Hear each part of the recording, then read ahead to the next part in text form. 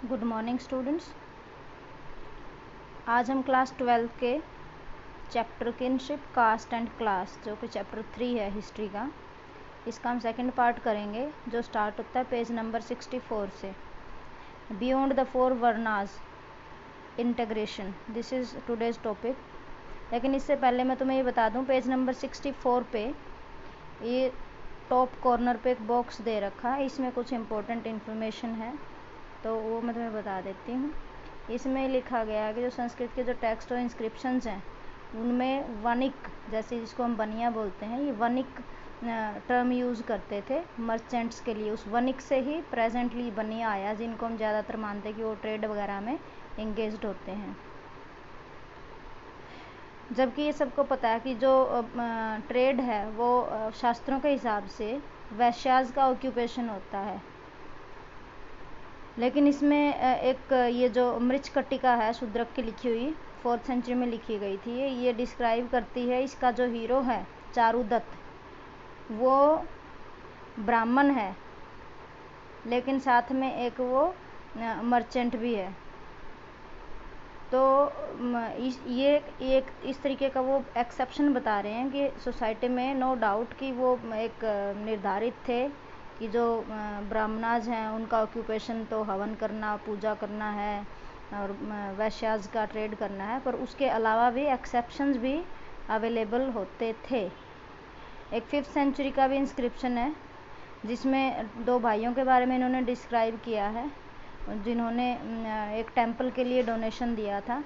वो क्षत्रिय थे और वो वनिक थे, मतलब क्षत्रिय होते हुए भी वो ट्रेडर्स थे और बहुत ज़्यादा रिच थे। तो उन्होंने ये दिया था डोनेशन और उस वजह से उनका नाम आ गया। तो ये इस बात का एग्जांपल है क्लियर कट कि ऐसा कोई फिक्स रूल नहीं था कि राजा लोग जो हैं वो क्षत्रिय ही होने चाहिए। पहले भी हमने डिस्कस किया था कि पुष्यमित्र शुंगा ब्राह्मण थे, कनवाज भी ब्राह्मण थे और वो जो हैं रूलर्स बने।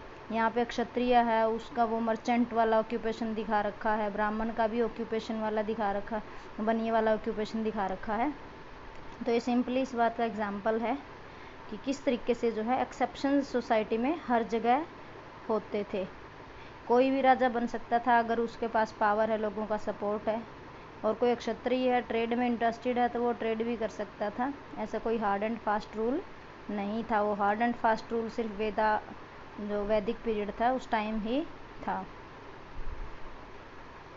यहाँ पे सोर्स 8 है, इसको देख लो। What the silk weavers did, इसमें बता रखा कि जो सिल्क वीवर्स थे वो क्या क्या करते थे। ये एक इंस्क्रिप्शन से ही लिया गया है जो कि संस्कृत में लिखा गया है। तो इसमें बता रखा है जो सिल्क वीवर्स थे उनमें से कुछ तो जो है म्यूजिक से अटैच थे, वो बहुत ही अच्छा गाना वाना गा लेते थे, मतलब अपने ऑक्यूपेशन के अलावा भी तो कुछ करते होंगे ना, तो उसके बारे में बता रखा है। कुछ ऐसे भी थे कि जो अपना लिखने का काम करते थे, बायोग्राफीज़ वगैरह लिख देते थे, कुछ कहानी भी लिखते थे। जो सिल्क वीवर्स थे वो ऑथर्स भी थे। कुछ ऐसे भी थे जो रिलीजियस डिस्कोर्सेज में धार्मिक प्रवचन वगैरह भी करते थे अपने काम के साथ साथ। और कुछ तो जो रिलीजियस राइट्स हैं, सेरेमनीज हैं, उनमें बहुत ही ज़्यादा अच्छे खासे उसमें निपुण थे वो करने में, हवन वगैरह करने में। कुछ ऐसे भी थे जो साइंस में ज़्यादा इंटरेस्टेड थे। वैदिक एस्ट्रोनॉमी को उन्होंने मास्टर कर लिया था। और कुछ जो है लड़ाई भी लड़ते थे युद्धों में। तो ये सिल्क वीवर्स के बारे में यहाँ पे बता रखा है। अब हम स्टार्ट करते हैं अपना आज का टॉपिक, बियॉन्ड फोर वर्नाज इंटीग्रेशन। इसमें बताया गया है कि जो 4 वर्ण थे जो वैदिक सिस्टम के हिसाब से, उसके अलावा भी जो है काफ़ी सारे लोग होते थे हिंदू सोसाइटी के अंदर, इंडियन सोसाइटी के अंदर।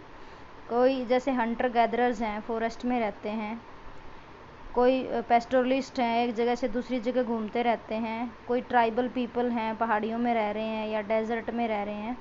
तो इस तरीके से जो है ये तरह तरह के लोग होते थे।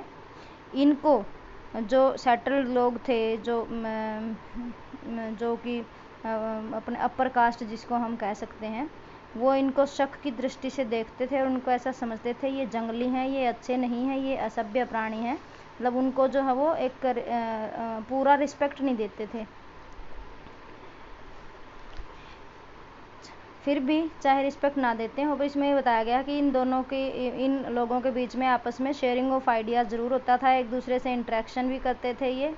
और तो इनके जो विचार और जो आइडियाज़ थे वो एक दूसरे के साथ ही आदान प्रदान करते रहते थे। आगे पेज नंबर 65 पे इसी का एक एग्जाम्पल दे रखा है। महाभारत से ही एग्जाम्पल लिया गया है, जिसके अंदर ये बताया गया है कि किस तरीके से जो है ये जो ट्राइबल पीपल थे या जो जंगलों में रहते थे उनका किस तरीके से सोसाइटी के साथ इंटरेक्शन था। तो महाभारत जो कि एक मेन टेक्स्ट है उस टाइम का, तो इस वजह से उसका एग्जाम्पल इसमें दे रखा है। सोर्स ये पेज नंबर 65 पे ही एक बॉक्स में दे रखा है, source 9 a tiger like husband. इसमें इन्होंने पहले भीम और हिडिंबा की स्टोरी बताई है कि जब पांडव जो है जंगल में घूम रहे थे जुए में हारने के बाद, तो वहाँ पे एक रात इन्होंने भीम को जागते हुए छोड़ दिया कि आप हम सब सोएंगे और रात को कोई जंगली जानवर वगैरह ना आ जाए। तो भीम वहाँ पे जाग के अपना पहरा दे रहे थे और तभी जो है इनकी वहाँ पे जंगल में एक राक्षस रहता था जो इंसानों का मांस खाता था। उसको स्मेल आ गई तो उसने अपनी बहन को भेजा कि जा, उसका नाम हिडिंबा था उसकी बहन का, बोला कि जा और जंगल में कोई मानव आए हैं उनको ले आई, यहाँ पे खाऊंगा मैं, दोनों खाएंगे। फिर वो जाती है तो जाते ही भीम को देख के कि वो तो बहुत ही स्ट्रॉन्ग और पावरफुल है, इनकी पर्सनैलिटी देख के जो है वो इम्प्रेस हो गई और उसने एक सुंदर सी लड़की का रूप धारण किया और भीम को जो है प्रपोज कर दिया। इतने में उसका भाई आ गया वहाँ पे चेक करते हुए कि आई नहीं मेरी बहन अब तक, तो उसने भीम के ऊपर अटैक कर दिया। राक्षस था वो तो बहुत स्ट्रॉन्ग और पावरफुल था, तो भीम ने उसके साथ लड़ाई की और उसको जो है मार के फेंक दिया। फिर उसके बाद ये जो हिडिंबा थी ये कुंती को कहती है कि प्लीज़ मेरे को अब चाहे तो अपनी दासी के रूप में स्वीकार कर लो, मैं तो आपके बेटे को देख के मेरा मन मोहित हो गया और मैं इनके साथ ही शादी करना चाहती हूँ, प्लीज़ एक्सेप्ट मी। फिर बाद में अच्छी खासी डिस्कशन के बाद युधिष्ठिर, जिसको धर्मराज माना जाता था और हर चीज़ में उनकी सलाह लेते थे कि उनको धर्म की बहुत नॉलेज थी, तो भीम ने जो है ये एक्सेप्ट कर लिया, ठीक है कि आप की शादी करवा देंगे हम, लेकिन भीम जो है दिन में आपके साथ रहेगा और रात को हमारे पास आ जाएगा। तो फिर वो घूमते रहते थे। फिर समय बीतने के बाद हिडिंबा का जो है घटोत्कच नाम का बेटा हुआ जो महाभारत के युद्ध में लास्ट में मारा गया था। तो इस तरीके से फिर इसमें बताने की कोशिश की गई है कि चाहे वो जंगली थे, जंगलों में रहते थे, उनको अच्छा नहीं माना जाता था, फिर भी जो है इनके बीच में कुछ लिंक्स और रिलेशन तो होते ही थे। साथ में इसमें ये भी बताया है कि हिस्टोरियन के हिसाब से राक्षस कौन होता है। जैसे हमने बोला हिडिंबा एक राक्षसी थी, उसका भाई राक्षस था, तो यहाँ पे बताया गया कि राक्षस वो लोग, उन लोगों के लिए ये वर्ड यूज़ किया जाता है जो ब्राह्मणिकल नॉर्म्स को फॉलो नहीं करते थे, जैसे नॉन वेज खाते थे या जंगलों में रहना और इस टाइप का जो था। क्योंकि हिस्टोरियंस वो नहीं मानते ना जो राक्षस जैसे हम महाभारत में दिखा देते हैं ओरिजिनल वाले, हिस्टोरियंस राक्षस को ह्यूमन बीइंग्स ही मान के चल रहे हैं कि जिनकी आदतें इंसानों जैसी नहीं थी। आगे 3.5 देख इन्होंने लिख रखा, बियॉन्ड द 4 वर्नाज। समाज के अंदर ये भी होता था कि जो ब्राह्मण थे वो अपने आप को बहुत ज़्यादा सुपीरियर समझते थे और बाकी के जो ये वर्ण थे उनको वो इन्फीरियर समझते थे। तो ये सबॉर्डिनेशन और जो कॉन्फ्लिक्ट है इनका आपस में चलता रहता था। सबॉर्डिनेशन का मतलब है कि एक आपके आगे किसी को झुकाना, आपकी सुपीरियोरिटी एक्सेप्ट कराना। कॉन्फ्लिक्ट कई बार सामने वाला ना माने कि हाँ आप सुपीरियर हो, तो फिर वो कॉन्फ्लिक्ट वहाँ पे हो जाएगा। तो इसमें जो ब्राह्मणाज थे ये लिख रखा कि ब्राह्मणाज का ऐसा मानना था कि कुछ लोग जो हैं सिस्टम में आउटसाइडर्स थे, वो मान के ही उनको आउटसाइडर चलते थे कि वो हमारे हिंदू सोसाइटी का पार्ट नहीं है। उसका एग्जाम्पल दे रखा है कि कौन से ऐसे लोग थे जिनको वो आउटसाइडर मानते थे। वो थे मतलब आउटसाइड द कास्ट मानते थे वो उनको अनटचेबल कहते थे। छुआछूत की जितनी अपने हिंदू सोसाइटी के अंदर इतने सारे आप लोगों ने पढ़ा होगा कि उनको छूने से ही उनका धर्म जो है भ्रष्ट हो जाता था, इस टाइप का उनका जो है विचार उस टाइम के थे। और ये अनटचेबल्स कौन होते थे? ये अनटचेबल्स वो लोग होते थे जो एक सर्टेन विशेष प्रकार की एक्टिविटीज़ में एंगेज्ड होते थे, जैसे डेड बॉडीज़ को ढोना, डेड एनिमल्स को डिस्पोज करना, और इनको जो है चांडाल कहा जाता था। इसमें मैंने तुम लोगों के लिए एक चांडाल की एक photo, this is of that. तो उनकी जैसे कि इसकी शक्ल से ही लग रहा है बेचारा बहुत दुखी है। तो उन लोगों की कंडीशन भी कुछ ऐसी ही होती थी, उनको समाज से, सिटी से बाहर ही रहना पड़ता था, और हर कोई उनको टच करने से जो है कतराता था, अवॉइड करता था, और ऐसा भी मानते थे कि इनको तो देखने मात्र से ही जो है इनका रिलीजन जो है वो स्पॉइल हो जाएगा, इनका धर्म जो है भ्रष्ट हो जाएगा। मनुस्मृति भी कहती है कि जो चांडाल हैं वो शहर से बाहर ही रहेंगे, और जो भी हम बाकी के लोगों के द्वारा यूज़ किए हुए जो बर्तन हैं वो फेंक देते हैं, उन बर्तनों को वो यूज़ करेंगे, और जो डेड बॉडीज़ को डिस्पोज करते हैं उनके शरीर पे जो कपड़े हैं वो कपड़े ही वो पहनेंगे, उतार के डेड बॉडी जैसे डिस्पोज कर दी उसके कपड़े वो यूज़ कर लेंगे। उनको सोने चांदी के गहने पहनने की भी इजाज़त नहीं थी, वो सिर्फ लोहे के ही गहने पहनेंगे। ये मनुस्मृति में लिखा हुआ है, जो कि उस टाइम का एक धर्म सूत्र के रूप में उसको बहुत ज़्यादा माना जाता था। और ये जो शूद्राज, ये जो चांडाल्स थे, ये रात को शहर के अंदर एंटर नहीं करेंगे, और उन ह्यूमन बीइंग्स की बॉडी को भी वो डिस्पोज करेंगे जिनके कोई रिलेटिव्स नहीं होते, जैसे कि कोई संतान है नहीं है किसी की, फिर वो मर जाता है तो उनकी भी डेड बॉडी डिस्पोज करने का काम जो है इन्हीं का होता था। और जहाँ कहीं पे भी जल्लाद का काम करना हो, जैसे किसी को मौत की सज़ा हुई है, फिर उसको काटना है, फांसी तोड़ना है, तो उसको, उस इंसान को जल्लाद कहते हैं जो फांसी तोड़ेगा। तो जल्लाद वगैरह का जो काम होता था वो भी चांडाल से ही करवाते थे। आज भी जेल में एक जल्लाद होता है, जब किसी को फांसी की सज़ा होती है तो वो एक व्हील सा वो खींचता है, फिर फांसी पे इंसान झूल जाता है, उसको जल्लाद कहते हैं। तो ये जल्लादों का काम भी इन्हीं से करवाते थे। एक चाइनीज़ बुद्धिस्ट पिलग्रिम आया था धार्मिक यात्रा के लिए फाहियान 5th सेंचुरी में। उसने भी ये बात कंफर्म की है इनकी कैसी कंडीशन थी।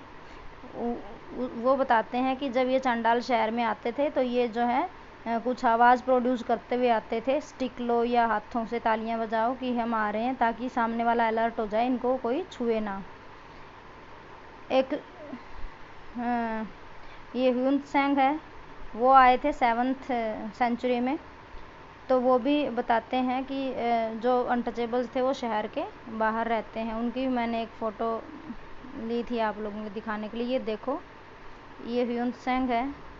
ये जो इनके पीछे कमर पे लदा हुआ इतना सारा सामान, ये चाइनीज़ है भाई, अपना इतना इंतज़ाम करके चलते हैं, बारिश आ जाए तो बारिश ना लगे। ऊपर ये टोकरी लटक रही है, छोटी मोटी चीज़ रख ली, खाने का मन कर लिया तो खा लिया। वाकई ये यात्री ट्रैवलर लग रहा है कि पूरा इंतज़ाम जो है वहाँ से करके आया है। तो इन्होंने भी ये बताया है कि जो अनटचेबल्स थे वो शहर से बाहर रहते थे। मतलब कंफर्म हो गया, जो इंडियन बुक्स में जो लिखी है और जो विदेशी जो यात्री आए उन्होंने भी इसको कंफर्म कर दिया। फिर हम अगर जो नॉन ब्राह्मण जो बुक थी, ब्राह्मण वाली बुक तो वो जो संस्कृत वगैरह में लिखी थी, तो अगर हम नॉन ब्राह्मण बुक्स को पढ़ के देखते हैं तो हम ये देख सकते हैं, पता लगा सकते हैं उसको पढ़ के, क्योंकि जो ब्राह्मण बुक्स हैं वो तो यही दिखाएंगे कि जो ब्राह्मणों ने जो सिस्टम बनाया था उसको सभी ने एक्सेप्ट कर लिया था। लेकिन जो नॉन ब्राह्मण बुक्स हैं जैसे बुद्धिज़्म की या जैनिज़्म की, उसमें कुछ एग्जांपल्स मिलते हैं कि कैसे रिएक्ट करते थे। कि कई बार तो ठीक है वो एक्सेप्ट कर लेते थे, लेकिन कई बार वो एक्सेप्ट नहीं भी करते थे अपने उस रोल को, जो रोल उनको धर्मशास्त्रों के हिसाब से दिया है। तो आगे देखते हैं इसमें नेक्स्ट पेज पे, पेज नंबर 67 बॉक्स में लिखा है बोधिसत्ता एज चांडाला। इसमें ये बताया गया है कि किस तरीके से जो है वो एक चंडाल लड़का था और उसकी कहानी दी हुई है। लेकिन साथ में ये भी बताया है कि ये जो स्टोरी है ये मतंग जातका में लिखी हुई है। जातक स्टोरीज बुद्धिज़्म से रिलेटेड है, ये सब आपको पता ही है। इसमें बोधिसत्ता था, ये बुद्धा का एक कोई पिछले जन्म की बात इसमें बता रखी है कि वो बनारस शहर में चंडालों वाले इलाके में उसका जन्म हुआ और उनका नाम मतंग था। मतलब ये बुद्धा के प्रीवियस जन्म की बात बता रहे हैं। और मतंग नाम का लड़का बन के वहाँ पे उन्होंने जन्म लिया चंडालों के घर में। एक दिन वो शहर में आ गया तो एक व्यापारी की लड़की थी, उससे टकरा गया। लड़की का नाम था दीथा मंगलिका। तो फिर वो लड़की बोली कि मैंने तो कुछ ऐसा देख लिया जो कि बिल्कुल ही अशुभ है। उसने अपनी आंखें भी धोई और बाकी लोगों को जब इस बात का पता चला तो उन्होंने भी उस लड़के को जो है पीट दिया बुरे तरीके से। फिर लड़के को बहुत गुस्सा आया। मतलब यहाँ पे ये दिखा रहे हैं कि उसने ये रोल एक्सेप्ट नहीं करा कि मैं अनटचेबल हूँ और मेरे को कोई देखेगा नहीं, और जो है उसने ये एक्सेप्ट नहीं किया। तो उसने प्रोटेस्ट किया और लड़की के घर के आगे जाके गिर गया। 7-6 दिन तक भूखा पड़ा रहा। 7वें दिन लड़की के पिता ने बोला कि तूने तो हमारे पाप लगा दिया, ये इधर मर जाएगा। उन्होंने वो लड़की उसी को दे दी कि तू इसी के साथ शादी करेगी, तेरी वजह से ये घर के आगे ऐसे पड़ा हुआ है। और इतना जो है यहाँ पे सीन क्रिएट हो गया। उसने लड़की ने जो है इस भूखे मतंग को वहाँ से उठाया और चंडालों वाले सेटलमेंट में शहर के बाहर आ गई उसको लेके। फिर मतंगा ने जो है दुनिया को त्याग दिया और वो जंगलों में भटकने लग गए सच्चाई की तलाश में।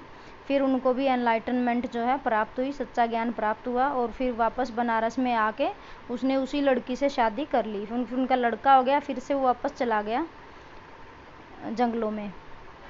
फिर ये जो लड़का, जो इनका बेटा पैदा हुआ, मंदव्या नाम था उसका, मंदव्या कुमारा, तो ये बहुत ही ज़्यादा इंटेलिजेंट था। इसने 3 वेदास को जो है लर्न कर रखा था, जुबानी याद कर रखा था। और ब्राह्मणों को भी जो है ये हर दिन जो है खाना खिलाता था। हर दिन ये 16,000 ब्राह्मणों को खाना खिलाता था, जो कि उस चंडाल मतंगा का और इस जो मर्चेंट की लड़की थी जो दिघा मंगलिका, इनका जो बेटा था। फिर एक दिन मतंग जो है घूमते घूमते जो जंगलों में चले गए थे वो वापस आए और वहाँ पे ये खाना खिला रहा था ब्राह्मणों को। वहाँ पे इन्होंने बोला कि मुझे भी कुछ खाने को दो। तो जब इनका जो बेटा था मंदव्या, उनको पता नहीं था ये मेरा फादर है, तो उन्होंने इसको देने से मना कर दिया और बोला कि तुम तो चंडाल दिखते हो, आउटकास्ट हो, तुम जो है दान के योग्य नहीं हो। फिर मतंगा ने बोला कि जो अपने जन्म को लेके इतना अभिमान करते हैं और जो अज्ञानी हैं वो नहीं होते दान के पात्र, लेकिन जो सभी बुराइयों से मुक्त हो चुके हैं वो दान के योग्य ही होते हैं। ये सुन के जो है उसके बेटे को गुस्सा आ गया और उसने बोला सर्वेंट्स को कि इसको यहाँ से उठा के बाहर फेंक दो। और उस टाइम जो है ये लड़के का फादर हवा में उड़ने लग गया और जो है डिसअपीयर हो गया। जब लड़के की मम्मी को ये पता चला कि ऐसे ऐसे आज कोई घटना हुई, तो उसने वो जो है जिस दिशा में वो हवा में उड़ के डिसअपीयर हुआ था उधर ही जो है वो जाने लग गई और जाके उनसे माफ़ी मांगी। और फिर उन्होंने उसको माफ़ कर दिया मतंगा ने, और उसको बोला अपनी वाइफ को कि ये लो, ये मेरा जूठा भोजन है, ये मेरे कटोरे से लो और जाके अपने बेटे को खिला दो और बाकी ब्राह्मणाज को खिला दो। तो ये कहानी देने का क्या मतलब है? इस कहानी देने का सिर्फ यही मतलब है कि वो दिखाना चाहते हैं कि कुछ ऐसे भी थे चंडालों में जिन्होंने अपना रोल एक्सेप्ट नहीं किया था, उन्होंने प्रोटेस्ट किया और उन्होंने भी सच्चा ज्ञान प्राप्त किया और इतना ओहदा पाया कि वो उनका जूठा खाना जो है अब ब्राह्मण से खाएंगे। जिनको देखने मात्र से ब्राह्मणों को लगता कि हमारी आंखें दूषित हो गई, वो ब्राह्मण उसका जूठा खाना खाएंगे। आगे पेज नंबर 68 पे दे रखा है beyond birth resources and status. इसमें बताया गया कि जो किसी भी इंसान की सोशल पोजीशन थी वो उसके अंडर कितने इकोनॉमिक रिसोर्सेज हैं उसके हिसाब से उसकी पोजीशन जो है डिटरमाइन की जाती थी। इसमें साइड में एक दे रखा है द्रौपदी क्वेश्चन बॉक्स के अंदर। जब द्रौपदी को युधिष्ठिर ने दांव पे लगा दिया था और उसको हार गया था, फिर द्रौपदी को वहाँ पे बुलाया गया दरबार में। जब दुर्योधन ने उसका चीर हरण वगैरह करने वाला जब सीन हुआ था, उससे पहले द्रौपदी जो है पूछती है अपने पति से, युधिष्ठिर से, क्योंकि युधिष्ठिर ही खेल रहा था ना, युधिष्ठिर को ही ज़्यादा शौक था जुआ खेलने का। तो कहती है कि मेरे क्वेश्चन का जवाब दे दो, जब आपने मुझे दांव पे लगाया तो तब आप पहले अपने आप को जुए में हार चुके थे क्या? अगर आप जुए में खुद को पहले दांव पे लगा के हार चुके थे तो आपको क्या राइट था? जब आप खुद ही किसी और के अधीन हो गए, स्लेव हो गए, तो आपको क्या अधिकार था कि आप अपनी पत्नी को भी दांव पे लगाओ? तो इस क्वेश्चन के ऊपर भी दो ओपिनियन जो हैं धर्मशास्त्र में उभर के आई हैं। एक ओपिनियन कहती है कि सिर्फ जो फ्री आदमी है वो ही अपनी पत्नी को दांव पे लगा सकता, उसी का अपनी पत्नी पे राइट है। दूसरी ओपिनियन कहती है कि चाहे आदमी फ्री है, चाहे वो अनफ्री है, चाहे वो स्लेव है, लेकिन वाइफ जो है हस्बैंड की प्रॉपर्टी होती है और वो उसको दांव पे लगा सकता है। आगे 4.1 जेंडर्ड एक्सेस टू प्रॉपर्टी में डिस्क्राइब कर रखा है कि किस तरीके से जो है प्रॉपर्टी किसको मिलेगी, ये भी जेंडर निर्धारित करता था। जैसा कि आप सबको पता ही है, हिंदू सोसाइटी के अंदर मेनली जो है गर्ल्स को राइट टू प्रॉपर्टी नहीं होता था, बॉयज़ को ही होता था। तो इसमें भी कुछ उससे रिलेटेड इन्होंने डिस्क्राइब किया है।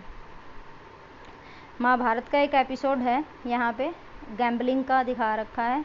गैम्बलिंग होती है जुआ, जैसे कि आपको ये सीन दिख रहा होगा सामने स्क्रीन पे, इसमें ये जुआ खेल रहे हैं। तो इसमें इसी से रिलेटेड जो है मनुस्मृति के अंदर जो एक धर्म सूत्र था उस टाइम की, एक धार्मिक बुक थी, उसमें डिस्कस किया है कि ओनरशिप जो है किसको मिलनी चाहिए, कैसे मिलनी चाहिए। तो उसमें ये लिखा है कि जो प्रॉपर्टी होती है फादर की, उसको उसके जितने भी लड़के हैं उसमें बराबर बराबर बांट लिया जाता है, लेकिन जो बड़ा बेटा होता है उसको एक्स्ट्रा मिलता है शेयर। क्यों? क्योंकि जो फादर की मान लो डेथ होगी तो मदर वगैरह भी उसके साथ होती हैं, सिस्टर्स वगैरह, तो वो जो है उसको फादर का रोल प्ले करना है, तो इसलिए उसको थोड़ा सा एक्स्ट्रा शेयर मिलता है। मनुस्मृति के हिसाब से औरतों का कोई राइट नहीं होता प्रॉपर्टी के ऊपर। औरतें सिर्फ जो स्त्री धन होता है उसको क्लेम कर सकती हैं। स्त्री धन क्या होता है? स्त्री धन वो धन है, वो वेल्थ है जो उसको शादी के टाइम दहेज में मिलती है, पापा से, मम्मी से, रिलेटिव से, ब्रदर से, या कोई हस्बैंड ने उसको प्यार से कोई गिफ्ट दिया है, तो वो भी स्त्री धन का पार्ट होता है। तो इस तरीके से मनुस्मृति कहती है कि औरतों को और प्रॉपर्टी पे कोई राइट नहीं होता। पर साथ में इसमें ये भी डिस्क्राइब कर रखा कि जो प्रभावती गुप्ता थी, जो चंद्रगुप्त गुप्ता की लड़की थी, जिनकी शायद वाकाटक का रूलर से शादी हुई थी, उनकी डेथ हो गई थी, तो उन्होंने सारे जो अपने हस्बैंड वाले राइट्स थे वो यूज़ किए थे और उन्होंने जो है राज्य कई सालों तक चलाया था, क्योंकि उनका बेटा जो है माइनर था उस टाइम सिंहासन पे, वो सिंहासन चला नहीं सकता था, राजकाज चला नहीं सकता था। पेज नंबर 69 पे दे रखा है बॉक्स के अंदर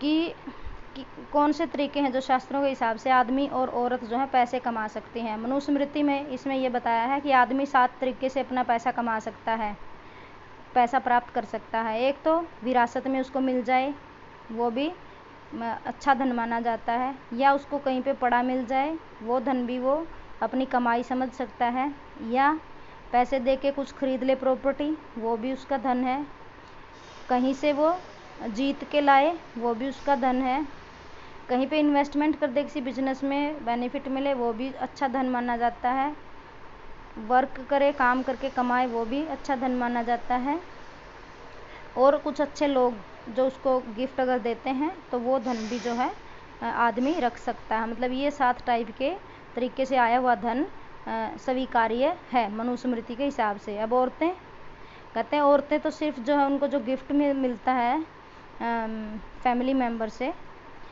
वो ही उनका धन होता है। इसमें 6 वेज बता रखे कि 6 तरीके का होता है। ये 6 तरीके इसमें डिटेल में तो नहीं बता रखे, पर मैंने शायद कहीं पढ़ा है, उसमें यही था कि पहला तरीका फादर गिफ्ट में दे, दूसरा तरीका कोई रिलेटिव दे दे, तीसरा तरीका ब्रदर दे दे, चौथा तरीका, हस्बैंड प्यार से गिफ्ट दे दे। इस तरीके से ना वो गिफ्ट में मिले हुए धन को ही जो है वो औरत अपना धन मान सकती है।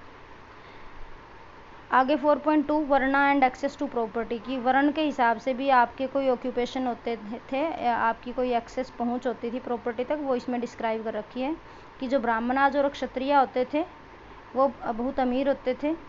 एक्सेप्शंस भी एग्जिस्ट करते थे, मतलब अपवाद भी थे। ऐसा नहीं है कि सारे ब्राह्मण जो हैं अमीर ही होंगे और वो जो है शूद्राज गरीब ही होंगे। ऐसे भी थे कि कुछ शूद्राज जो हैं वो भी अमीर हो सकते थे। तो एक्सेप्शंस तो हर जगह मिलते हैं।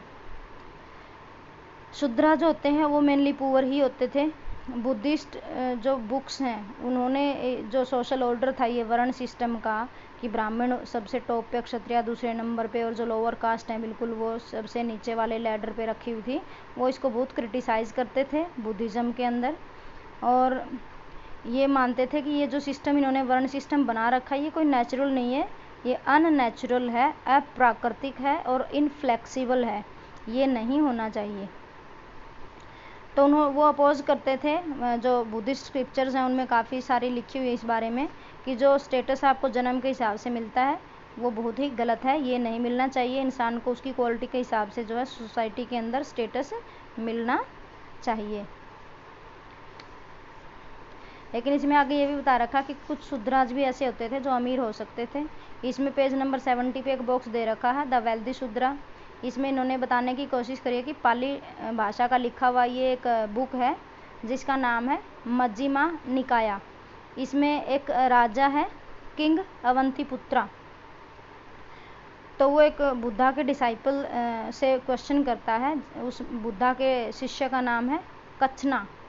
तो उस कच्छना से वो राजा पूछता है कि आपकी क्या राय है कि जो ऑर्डर हमने सोसाइटी के अंदर बना रखा है कि Brahmanas are the best and Kshatriyas are on second ladder and these Shudras are on the lowest ladder in the society, तो आपका इसके बारे में क्या विचार है, वो उनसे पूछता है। तो कच्छना इसके जवाब में कहता है, सीधा सीधा वो अपना दुख ही कहता है कि क्या हुआ अगर कोई शूद्रा जो है बहुत ज़्यादा अमीर भी हो गया तो ऐसा तो नहीं है ना कि बाकी के ये जो 2-3 वर्ण है उसकी रिस्पेक्ट करने लग जाएंगे या उसको ऊंचा स्टेटस देंगे। लेकिन फिर राजा कहता है क्यों, चाहे स्टेटस ना मिले लेकिन वो उस पैसे को यूज़ करके अपनी सेवा में किसी दूसरे शूद्र को रख सकता है सर्वेंट बना के। कोई गरीब ब्राह्मण या गरीब क्षत्रिय हो बिल्कुल ही उसको भी वो अपने पैसे से काम करवा सकता है, तो उनकी सर्विसेज वो ले सकता है। फिर कच्छना कहता है कि इस हिसाब से तो फिर सारे वर्ण सेम है, मतलब अगर आपके पास पैसा है तो आप किसी से भी सेवाएं ले सकते हो, उससे भी सेवा ले सकते हो जो धर्म के हिसाब से आपको उसकी सेवा करनी है। लेकिन आपके पास पैसा तो आप ब्राह्मण या क्षत्रिय की भी सेवा ले सकते हो। तो इस हिसाब से तो ये जो वर्ण सिस्टम है ये इसमें चारों वर्ण बराबर हैं, कोई डिफरेंस ही नहीं है। तो फिर राजा भी जो है इससे सहमत हो जाता है। अब क्वेश्चन ये उठता कि ये स्टोरी यहाँ पे क्यों डिस्कस करी गई है।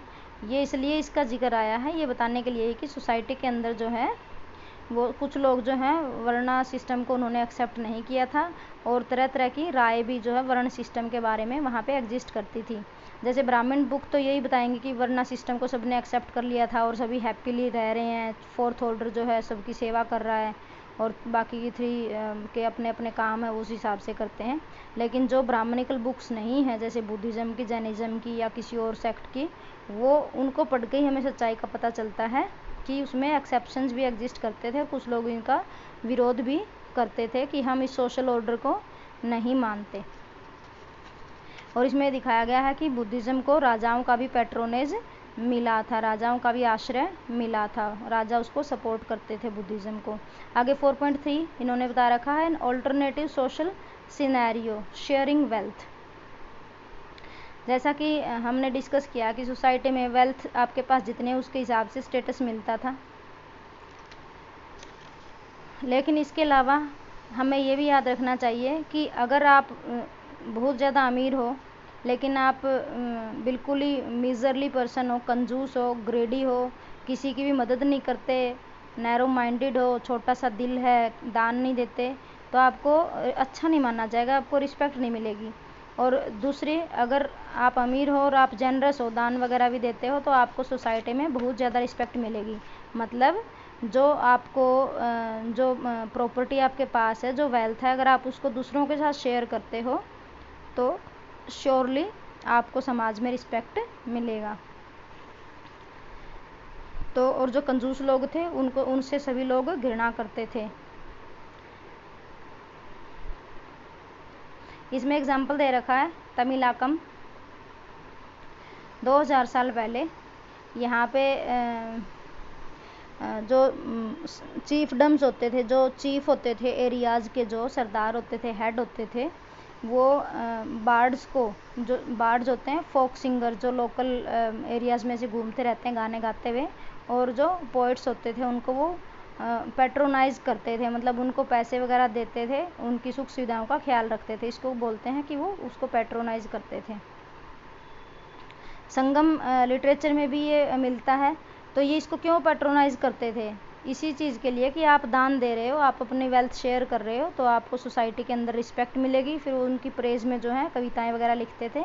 तो इस तरीके से ये प्रूव करने की कोशिश की है कि जो अपनी वेल्थ दूसरों के साथ शेयर करता था उसको अच्छा माना जाता था।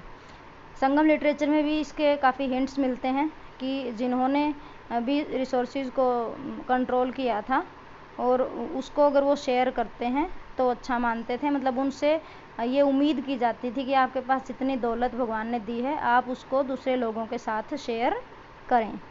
पेज नंबर 71 है। इसमें एक पुअर जनरस चीफ के बारे में बता रखा है। था गरीब वो सरदार, किसी भी एरिया का हेड होगा, जैसे अपने फ्यूडल लॉर्ड होते हैं, सामंत होते हैं, इस तरीके से। तो इसमें बताता है कि एक बार्ड बात कर रहा है किसी दूसरे से। बार्ड होते हैं सिंगर, फोक सिंगर, कि भाई मेरा जो पैटर्न है ना, जो मेरे एरिया का जो सरदार है, हेड है, वो तो बहुत ही दयालु है, उदार है, और वो ज़्यादा अमीर तो नहीं है, पर किसी भी तरीके से जो है वो सबके दुख दूर करने की कोशिश करता है। और स्पेशली जो ये बार्ड्स हैं, जो लोकल सिंगर्स हैं, इनकी जो भूख है उसको तो वो डिस्ट्रॉय कर देता है। मतलब उनको दान देता है कुछ ना कुछ, और वो उनकी भूख मिटाने की कोशिश करता है। आगे इन्होंने ये बता रखा कि अगर तुम वहाँ जाते उसके पास और अपनी भूख से निकली हुई पसलियाँ अगर आप मेरे वाले पैटर्न को दिखाओगे, तो वो उसका दिल जो है पिघल जाता है, और वो फिर चाहे उसके पास कुछ भी नहीं है देने के लिए, चाहे उसको एक लोहे का एक स्टिक मिले, उस लोहे की स्टिक को लेके लोहार के पास जाएगा कि भाई इसका भाला बना दो, चाहे वो ही पकड़ा दे हाथ में कि ये लो भाई आपको मैं ये दे रहा हूँ, मेरे पास और कुछ नहीं था देने के लिए, तो आप उसको बेच के अपनी भूख मिटा सकते हो। इस तरीके से इसमें एग्जाम्पल दे रखा है कि किस तरीके से वो लोग जो दूसरों का ख्याल रखते थे, दूसरों के साथ वेल्थ शेयर करते थे, उनको बहुत अच्छा स्टेटस सोसाइटी में मिलता था, उनके रिस्पेक्ट की दृष्टि से देखा जाता था। पेज नंबर 72 है। 5 पॉइंट डाल के एक्सप्लेनिंग सोशल डिफरेंसेस इसमें लिख रखा है कि एक बुद्धिस्ट बुक है सुत्त पिटका, इसमें से कुछ इन्होंने लिया है कि सब इन्होंने अपने तरफ से ये बताने की कोशिश करी है कि सोसाइटी के अंदर जो है किस तरीके का उस टाइम सिस्टम था, बिगिनिंग से लेके लास्ट तक। तो इसमें इन्होंने बताया है कि सबसे पहले अपनी इमेजिनेशन से लिखा हो चाहे, पर ये बताया है कि पहले सृष्टि कैसी थी और फिर कैसे कैसे जो है संसार में ज़रूरत पड़ गई कि कोई राजा भी हो, कोई सरदार भी हो। तो इसमें ये बताया कि सबसे पहले बिल्कुल ही मासूम लोग इस धरती पे रहते थे, उनको किसी चालाकी का और कोई ट्रिक्स वगैरह नहीं करनी आती थी, वो एक दूसरे के साथ बहुत प्यार से रहते थे, नेचर से सिर्फ उतना ही लेते थे जितने की उनको ज़रूरत हो, नेचर को भी एक्सप्लॉइट नहीं करते थे, ना वो एक दूसरे को एक्सप्लॉइट करते थे, ना वो धोखा देते थे। लेकिन जब धीरे धीरे समय बीतता गया तो ये सोसाइटी कम्प्लेक्स हो गई और लोग जो हैं धोखा देने लग गए एक दूसरे को, और कुछ ग्रीडी लोग भी वहाँ पे पैदा हो गए। तो उसके बाद फिर लोगों के मन में विचार आया, भाई अब तो बिल्कुल ही हम सेफ़ नहीं है, तो ऐसे माहौल में तो एक ऐसा लीडर तो चाहिए, अगर कोई बुरा काम करता है, किसी को धोखा दे देता है, तो उसको पनिश करने वाला तो चाहिए, और जिसके साथ बुरा हुआ उसको न्याय देने वाला चाहिए। तो लोगों के मन में ऐसे विचार आए, तो उससे जो है जन्म हुआ महासामंता का। महासामंत इंडिया के अंदर जो फ्यूडल लॉर्ड्स होते थे ना, ये सामंत और महासामंत, उन्हीं के लिए ये वर्ड यूज़ किया जाता था। मतलब इस तरीके से लोकल लीडर्स का जन्म हुआ। और वो जन्म क्यों हुआ? क्योंकि लोगों की ही ये इच्छा थी कि एक हमारा लीडर हो जो सारी चीज़ों को सेट करे, दुखियों के दुख दूर करे, किसी के साथ अन्याय हुआ तो उसको न्याय प्रदान करे। तो फिर लास्ट में कंक्लूजन के रूप में कहते हैं, जिस तरीके से हमने ये सोशल ऑर्डर हमने ही बनाया ना, जिसमें कोई सरदार बना लिया, कोई राजा बन गया, तो कोई पुरोहित बन गया, इंसानों का बनाया हुआ है, तो इससे हम ये भी तो कंक्लूड कर सकते हैं कि फ्यूचर में इंसान इसको चेंज भी कर सकते हैं। मतलब ये उम्मीद दिखा रहे हैं कि सोशल ऑर्डर कोई डिवाइन ऑर्डर नहीं है, इसको हम चेंज भी कर सकते हैं, ये भगवान ने नहीं बनाया। जैसा कि वैदिक सिस्टम से ये ब्राह्मण कहते थे कि ये डिवाइन ऑर्डर है, ब्रह्मा के मुख से ब्राह्मण आए हैं और ये सब, लेकिन बुद्धिस्ट बुक कह रही हैं कि ये कोई डिवाइन ऑर्डर नहीं है, इंसानों ने बनाया और इंसान इसको तोड़ भी सकते हैं। आगे पॉइंट 6 में लिख रखा, हैंडलिंग टेक्स्ट, कि बुक्स को किस तरीके से हैंडल करते हैं, यूज़ करते हैं। अगर जब हिस्टोरियंस कोई भी बुक पढ़ते हैं ना, तो उसको एनालाइज करने के लिए, उसको एग्जामिन करने के लिए काफ़ी सारी चीज़ें देखते हैं। ये किस लैंग्वेज में लिखा गया है, आपका मेन टेक्स्ट कौन सा है, वैसे आपको पता होगा महाभारत है आपका मेन टेक्स्ट, जो चैप्टर में जिसको डिस्कस कर रहे हैं। तो इसमें लिखा कि अगर जब हिस्टोरियंस कोई भी बुक देखते हैं तो ये पता लगाते हैं किस लैंग्वेज में लिखी है, जैसे तमिल में है या पाली में है, प्राकृत में है या संस्कृत में है। फिर ये जिस लैंग्वेज में लिखी है वो लैंग्वेज किस ग्रुप के लोग बोलते थे, अपर कास्ट के लोग उस लैंग्वेज को यूज़ करते थे या लोअर कास्ट के लोग, जैसे संस्कृत को अपर कास्ट और ब्राह्मण यूज़ करते थे, पाली प्राकृत जो है आम आदमी की भाषा थी। फिर ये भी देखते हैं कि इसमें जो मंत्राज लिखे हैं, जो श्लोकाज लिखे हैं, क्या वो कोई स्पेशल सेरेमनीज़ पे बोलने के लिए लिखे गए हैं या फिर स्टोरीज की तरह जो है लोग उनको बार बार रिपीट करेंगे, इसके लिए लिखे गए हैं, वो ऑडियंस की इंटरेस्ट को ध्यान में रखते हुए लिखे गए हैं। फिर ये भी देखते हैं कि क्या लेखक ने जो है लोगों की उस टाइम की जो इंटरेस्ट थी उसका ख्याल रखते हुए ये श्लोकाज इसमें लिखे हैं। इस तरीके से हिस्टोरियंस जो हैं ये सब चीज़ें नोटिस करके वो ये देखते हैं कि किसी भी बुक की हिस्टोरिकल सिग्निफिकेंस, हिस्टोरिकल इम्पोर्टेंस कितनी है। पेज नंबर 73 पे इन्होंने 6.1 डाल के लिखा है, लैंग्वेज एंड कंटेंट। ये महाभारत को इन्होंने इसमें डिस्कस किया है कि महाभारत के काफ़ी सारे वर्जन्स हैं अलग अलग लैंग्वेजेस में। जो संस्कृत वर्जन है वो वाली संस्कृत भी वैदिक संस्कृत नहीं है। वैदिक संस्कृत जो है बिल्कुल ही टफ और हाई लेवल की है। तो इसमें बताया कि जो संस्कृत वर्जन है महाभारत का, उसकी लैंग्वेज वेदा वाली संस्कृत से थोड़ी सी इजी है। और जो प्रशस्ति की लैंग्वेज होती है, जैसे प्रशस्ति होती हैं, जैसे इलाहाबाद पिलर इंस्क्रिप्शन है, वो भी एक प्रशस्ति है, राजा की प्रेज में लिखा गया इंस्क्रिप्शन है, तो उनकी भी लैंग्वेज हाई फाई होती है। तो ये कह रहे हैं जो महाभारत थी इसकी लैंग्वेज ना तो वैदिक जैसी डिफ़िकल्ट थी और ना ही प्रशस्ति के जैसी डिफ़िकल्ट थी। महाभारत का जो कंटेंट है उसको इन्होंने 2 भागों में बांटा है। कंटेंट का मतलब जो कुछ भी उसके अंदर लिखा हुआ है वो 2 भागों में इन्होंने बांटा है। एक को नैरेटिव बोलते हैं, दूसरे को डिडैक्टिक। मतलब जहाँ कहीं पे भी महाभारत में कहानियाँ लिखी हुई हैं, स्टोरीज, उसको बोलते हैं नैरेटिव। इसको ऐसे याद कर लेना, स्टोरीज को नैरेट करते हैं ना, तो जिस पार्ट में भी स्टोरी लिखी है वो नैरेटिव कहलाएगा। और डिडैक्टिक है, इससे याद रख लेना, डिक्टेट करते हैं हम किसी को, रूल्स बता रहे हैं, तो उसमें ज़्यादातर social rules and regulations he describe किए गए हैं। लेकिन ये जो डिवीज़न जो मैंने बताया है नैरेटिव और डिडैक्टिक वाला, कोई वाटर टाइट नहीं है। नैरेटिव में भी कहीं कहीं रूल रेगुलेशन मिल सकते हैं और डिडैक्टिक में भी थोड़ी बहुत एक आधी स्टोरी छोटी मोटी घुसा सकते हैं ये लोग। हिस्टोरियन जो है जनरली वो इस बात से सहमत करते हैं कि जो ये महाभारत लिखी गई थी ये कोई ड्रामेटिक स्टोरी के रूप में लिखी गई थी। और वो ये मानते हैं कि जो इसमें डिडैक्टिक पोर्शन है, जो रूल्स रेगुलेशंस ऐड हुए हैं वो बाद में ऐड किए गए हैं, पहले सिंपली ये एंटरटेनमेंट के लिए एक स्टोरी के रूप में लिखी गई थी। तो लेकिन महाभारत को हिस्ट्री के रूप में भी डिस्क्राइब किया जाता है कि ये हिस्ट्री है कौरवों और पांडवों की। ये इस बात की कोई गारंटी नहीं है कि असलियत में महाभारत का युद्ध हुआ था कि नहीं हुआ था, क्योंकि इसके कोई एविडेंस नहीं मिले हैं। कुछ लोग अब भी मानते हैं कि ये सच्ची कहानी है, कुछ मानते हैं कि ये सिर्फ स्टोरी है। पेज नंबर 74 पे 6.2 डाल के लिख रखा है इन्होंने, ऑथर्स एंड डेट्स।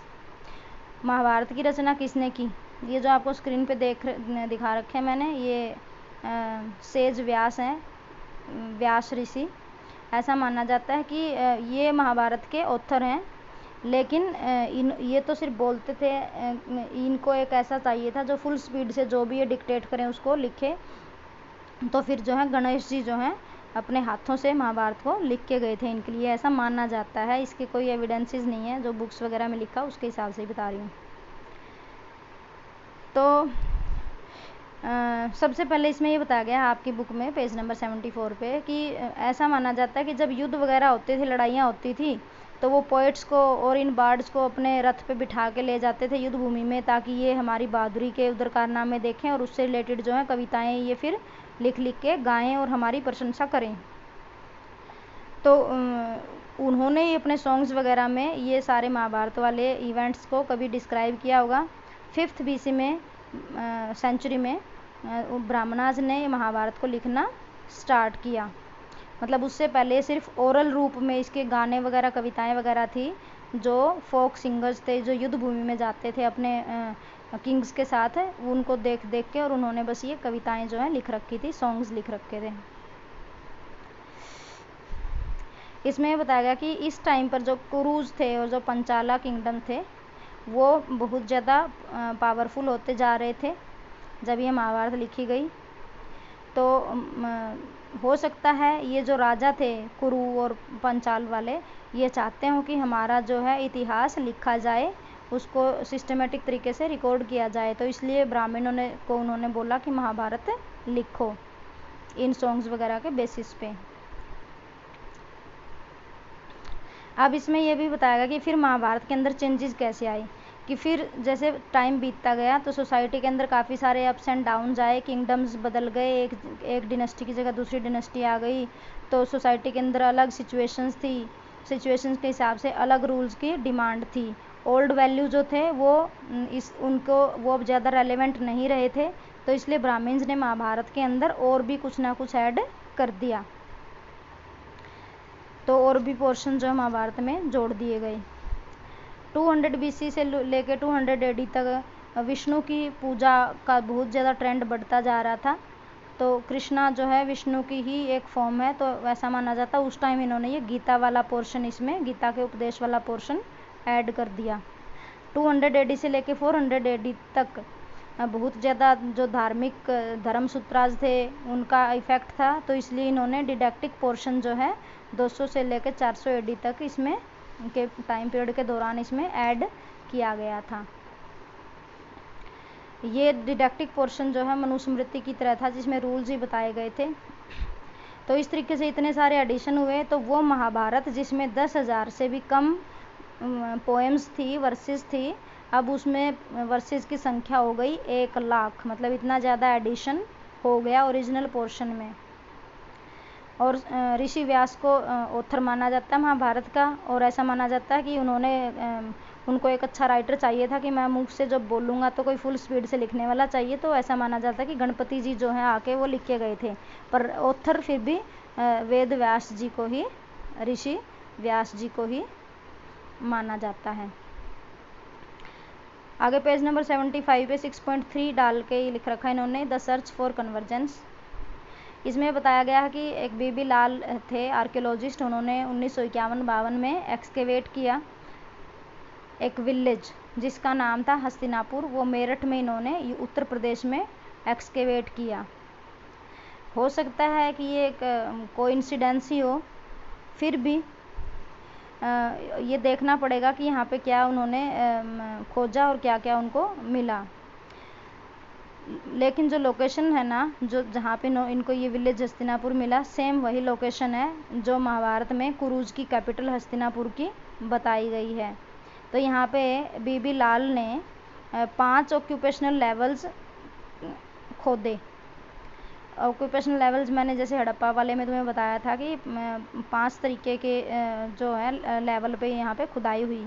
जो सेकंड और थर्ड हैं वो तुम्हारे काम के हैं, मतलब जो जिनका रिलेशन है कुछ ना कुछ आपकी महाभारत से, या उसको हम यूज़ कर सकते हैं ये पता लगाने में कि महाभारत की जो कहानी सच्ची थी कि नहीं थी। सेकंड फेज के जो हाउसेस थे वो 12 BC से लेके 7 BC तक के थे, और इनकी कोई डेफिनेट प्लान नहीं थी, कोई सिटी प्लान होती जैसे इस तरीके नहीं, कोई घर कहीं बना है, किसी की शेप कैसी है, किसी की कैसी है। इनकी जो दीवारें हैं वो मिट्टी की बनी हुई थी या मिट्टी की ही बनी हुई ईंटों से, पकी हुई नहीं थी, सिर्फ कच्ची ईंटों के बने हुए घर यहाँ पे उनको मिले हैं।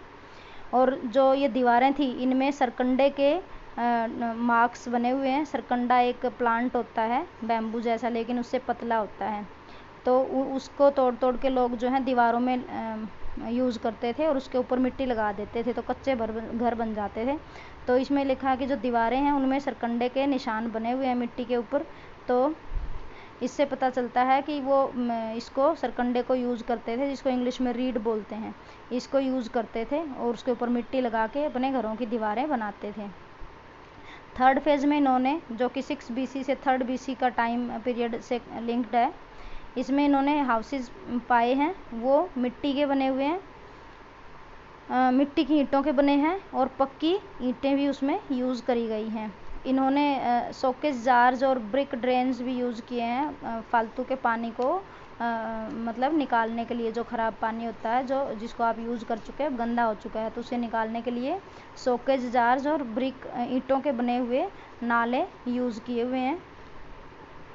इन्होंने टेराकोटा रिंग वेल भी यूज़ किए हैं। टेराकोटा रिंग वेल होते हैं, उसको कई बार वो पिट के रूप में भी यूज़ करते हैं, जैसे आपने कोई कुआं खोदा और उसमें पकी हुई मिट्टी के रिंग्स डाल दिए ताकि वो जो है जल्दी से ये आपस दोनों साइड की दीवारें गिर के मिल ना जाएं, तो वो इस तरीके से उसको रिंग वेल बोलते हैं, जिसमें पक्की रिंग्स लगा देते थे। तो उसको वेल के रूप में भी यूज़ करते थे और कहीं कहीं उसको ड्रेनेज पिट के रूप में भी यूज़ करते थे, उसमें कूड़ा वगैरह डाल देते थे। पेज नंबर 76 पे ये बॉक्स दे रखा है, हस्तिनापुर इन आदि पर्वन। आदि पर्वन जो है महाभारत का पुराना हिस्सा है, पहला हिस्सा है। इसमें हस्तिनापुर को एक भव्य सिटी के रूप में डिस्क्राइब किया गया है कि जो है ये बहुत ही भव्य सिटी था और इसके शहर की जो ग्लोरी थी वो ऐसा लगता है कि जो इंद्र का जो शहर है उससे उसके समान है, तो बहुत ही बढ़ा चढ़ा के और इसको ग्लोरीफाई कर रखा है। अब क्वेश्चन ये उठता है कि ये जो डिस्क्रिप्शन है महाभारत में दे रखा है, क्या ये बाद में ऐड किया गया था? क्योंकि हस्तिनापुर जो खोजा हमने वहाँ तो कच्चे पक्के घर मिले हैं, तो हम कैसे मान लें कि उसी जगह पे हस्तिनापुर जो सिटी महाभारत में डिस्क्राइब कर रखा है इतना सुंदर, तो उसका कुछ तो मिलता, यहाँ तो कुछ नहीं मिला। तो इसलिए कहते हैं कि ये क्वेश्चन उठता है कि क्या ये वाला पोर्शन जिसमें हस्तिनापुर डिस्क्राइब किया गया है महाभारत में, ये बाद में ऐड किया था जब सिटी वगैरह डेवलप हो चुके थे, तो उनको देख के तो ब्राह्मणों ने ऐड कर दिया हस्तिनापुर भी जो है इतना सुंदर था, या ये साबित करता है कि ये कंप्लीट जो महाभारत थी एक पोइटिक इमेजिनेशन थी, इमेजिनेशन करके जो है इन्होंने कहानी लिख दी। तो ये बहुत डिफ़िकल्ट है इसको वेरीफाई करना कि ये इसमें कितनी सच्चाई है। दूसरा एग्जाम्पल भी इसमें दे रखा है द्रौपदी की शादी का, जैसा कि सबको पता है द्रौपदी की शादी जो है 5 पांडवों के साथ हुई थी। ये पोलियंड्री का एक एग्जाम्पल है। पोलियंड्री वो शादी होती है जिसमें एक औरत एक से ज़्यादा आदमियों के साथ शादी कर लेती है। तो इसमें डिफरेंट ऑथर्स ने इसको डिफरेंट तरीके से डिस्क्राइब किया है। सबसे पहले तो कहानी का तुम्हें पता ही है कि जो है द्रौपदी के फादर ने ये शर्त रखी थी कि कोई भी आगे घूमती हुई मछली की आंख में जो तीर मारेगा उसी से मैं लड़की की शादी करूँगा। तो अर्जुन ने जाके और उसकी आंख में तीर मार दिया। फिर अर्जुन द्रौपदी को लेके घर पे आया तो बोला कि देखो माँ आज हम क्या लेके आए हैं। तो कुंती को लगा कि भिक्षा में ही कुछ लेके आएंगे। कुंती ने बिना देखे कह दिया सब मिल बांट के खा लो। तो फिर जब उसने देखा कि ये तो बहू लेके आया तो फिर कुंती को बड़ा पश्चाताप हुआ। लेकिन फिर बाद में पूरी डिस्कशन हुई धर्मशास्त्रों के हिसाब से कि माँ का वचन जो है बेटों को फॉलो करना ही पड़ेगा। तो फिर युधिष्ठिर से सलाह लेके, क्योंकि युधिष्ठिर को धर्मराज माना जाता था, तो ये डिसाइड किया गया कि द्रौपदी जो है 5 की पत्नी इसमें बनेगी। और फिर जो है इसमें आगे ये भी लिख रखा कि किस तरीके से 2 वर्जन आते हैं इसकी एक्सप्लेनेशन के कि वो 5 की वाइफ कैसे थी। एक कहता है कि जो 5 पांडव थे ना वो इंद्र का अवतार थे और ये इंद्र की वाइफ थी, उसने द्रौपदी के रूप में इधर अवतार लिया था, तो श्योरली वो 5 की ही वाइफ बनेगी क्योंकि वो एक दूसरे के लिए ही बने हैं। फिर दूसरा वर्जन भी है इसकी एक्सप्लेनेशन का।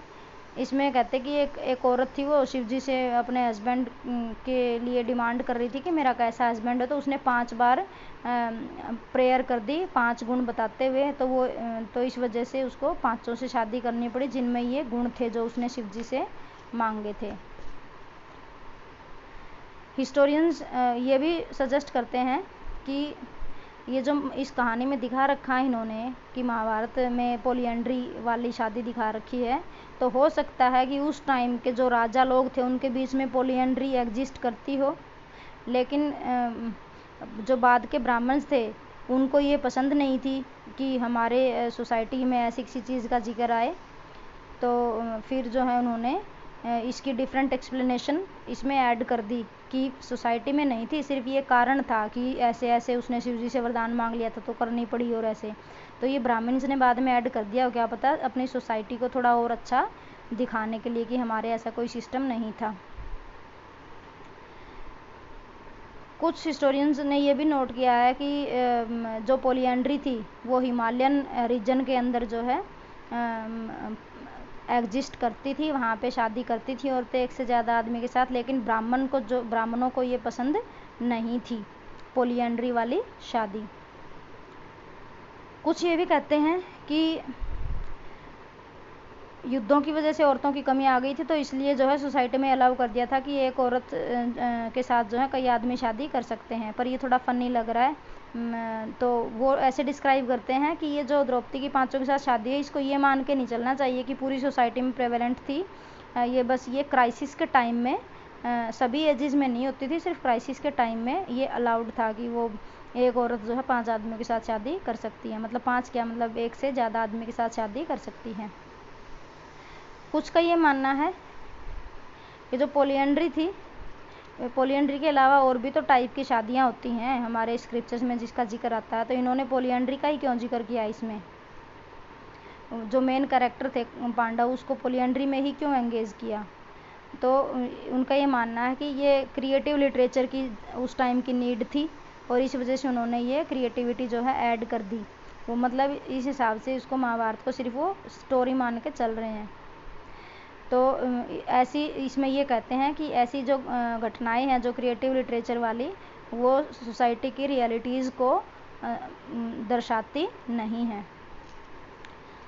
आगे 7 पॉइंट डाल के लिख रखा है। डायनामिक टेक्स्ट महाभारत के बारे में बता रखा है कि महाभारत जो है इसके काफ़ी लैंग्वेजेस में वर्जन्स अवेलेबल हैं, और कुछ स्टोरीज जो हैं अलग अलग एरियाज़ में इनका ओरिजिन हुआ था, और लेकिन फिर इनको भी जो है महाभारत में जगह दे दी गई। लेकिन जितने भी लैंग्वेजेस में महाभारत के वर्जन्स हैं, एक बात साफ है कि जो सेंट्रल स्टोरी है सबकी सेम है। कौरव पांडव थे और वो लड़े थे, द्रौपदी के 5 हस्बैंड थे, ये सब सेम मिलती है। पर जो साइड की जो स्टोरीज़ हैं वो अलग अलग मिल जाती हैं। और महाभारत के कुछ एपिसोड जो हैं स्कल्पचर वगैरह में या पेंटिंग्स वगैरह में भी दिखाए गए हैं। जैसे तुम्हारी बुक में एक पुरानी सी पेंटिंग दिखा रखी है, ये देखो। ये कह रहे हैं कि श्री कृष्णा जो हैं इधर बैठे हुए हैं, रथ चला रहे हैं, अर्जुन को उपदेश दे रहे हैं। अब थोड़ा फनी लग रहा है भाई, इस तरीके के रथ पे वो बैठते थे, बैठ जैसा लग रहा है ये। पर लेकिन जो पुरानी पेंटिंग्स हैं उनमें इसको डिपिक्ट किया गया है कि इस तरीके के जो हैं उस टाइम थे सीन। ये आपकी बुक से ही ये लिए हैं मैंने तस्वीरें, तो आप इनको भी ज़रूर देख लेना, क्योंकि पेपर में क्वेश्चन आते हैं इनसे बेस्ड, इनके ऊपर बेस्ड। ये कहाँ से ली थी, कहीं से ली थी, क्या इसका पर्पज़ था, कौन सी सेंचुरी में ये बनी थी, क्या इसकी सिग्निफिकेंस थी। ठीक है, तो इसमें पेज नंबर 78 पे ये दे रखा है कि जो काफ़ी लोग जो हैं एपिक जो था महाभारत, जो महाकाव्य था, उसमें इन्होंने क्रिएटिविटी ऐड कर दी और दूसरे तरीके से भी जो है इसकी एक्सप्लेनेशन दी। महाश्वेता देवी का एग्जाम्पल दे रखा है कि ये कंटेम्प्रेरी बंगाली राइटर हैं। तो इन्होंने एक एपिसोड उठाया लाक्षागृह वाला, जो लाख का घर दुर्योधन ने बनवाया था पांडवों को मारने के लिए, कि उसमें एक बार आग लगते ही वो ब्लास्ट हो जाएगा, क्योंकि लाख जो है वो आग को बहुत जल्दी कैच कर लेता है विस्फोटक की तरह। तो इन्होंने भी लाख के घर वाला एपिसोड उठाया और उसमें कुछ क्रिएटिविटी यूज़ कर दी महाश्वेता देवी ने। इसमें बता रखा कि कुंती जो है जब महाभारत का युद्ध होने के बाद वो जंगल में चली गई थी और वहीं पे रहती थी। तो जंगल में बैठ के वो नेचर की कंपनी में अपना टाइम व्यतीत करती थी और अपना जो पास्ट था उसके बारे में सोचती थी और धरती माता से बात करती रहती थी कि ऐसे हुआ, ये जब अर्जुन वहाँ से लेके आया था मेरे को देख लेना चाहिए था। इस तरीके से जो उसके मन की बातें थी ना, वो धरती माता से बात करती थी। तो और एक निषादी थी, निषद जो भील होते हैं वो थी, वो उसको हर रोज़ देखती रहती थी। भीलों की औरत, ट्राइबल पीपल थे ये। तो एक दिन उसने देखा कि सारे जो पशु हैं जंगल के अंदर वो एक डायरेक्शन में भागे जा रहे थे, लोग भी भागे जा रहे थे। साफ साफ पता चल रहा था कि कोई अनहोनी होने वाली है। तो ये सीन था कि जंगल में आग लग गई थी उस टाइम का, ये डिस्क्राइब इन्होंने कर रखा है। तो कुंती वहाँ से भागती नहीं है। तो निषदी जो है, वो जो भील औरत थी, जो ट्राइबल औरत थी, जो उसको देखती रहती थी कुंती को हर रोज़ धरती से बात करते हुए, वो कुंती को कहती है कि क्या आपको लाख के घर वाला एपिसोड याद है जिसमें आग लगी थी। फिर कुंती को वो रियलाइज़ कराती है कि तुमने इतना अपने पास्ट के ऊपर रिफ्लेक्ट कर लिया, लेकिन तुमने कभी भी जो है उन 5 जो निषद थे, एक निषदी थी, उसके 5 बेटे थे जो उस घर में जल के मर गए थे, क्योंकि पांडव तो सुरंग के माध्यम से निकल गए थे सेफली, और वो वहाँ पे सोए हुए थे, भोज के लिए आए होंगे शाम को, तो रात को जल गए थे। और कौरवों को ऐसे लगा उनकी डेड बॉडी देख के कि ये 5 पांडव और उनकी माँ जो है जल गए, तो वो उन्होंने पांडवों को मरा हुआ मान लिया था। तो फिर इसमें सिर्फ ये दिखा रखा है कि वो कुंती को रियलाइज़ कराती है कि आपने इतना कुछ रिफ्लेक्ट किया पास्ट का, लेकिन कभी भी आपने उस औरत के बारे में नहीं सोचा जो आपकी जगह और उसके 5 बेटे, आपके 5 बेटों की जगह उसमें जल के मर गए। तो इसमें क्रिएटिविटी का एग्जाम्पल दिया कि किस तरीके से कोई भी राइटर अपनी क्रिएटिविटी यूज़ करके और इवेंट को डिस्क्राइब कर देता है अपने तरीके की एक्सप्लेनेशन दे के। ये आपका चैप्टर ख़त्म हुआ। इसके क्वेश्चन आंसर्स अच्छे से कर लेना। Thank you, have a good day.